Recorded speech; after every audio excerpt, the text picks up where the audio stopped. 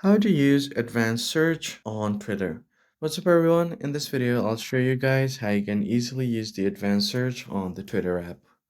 So the first thing you're going to have to do is open up your Twitter or the X app and make sure that you are logged in. Now you'll find your For You page right here.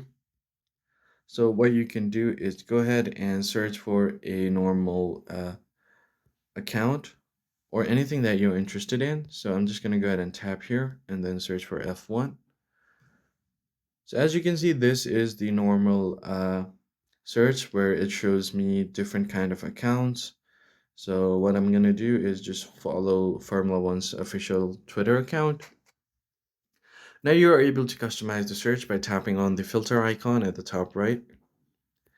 And then here on the search filters, on people, you can see posts from anyone or just people you follow.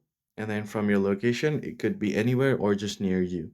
But it's gonna have to give you're gonna have to give it the location permissions. I'm not gonna do that right now, so I'm just gonna tap on people you follow and then tap on apply.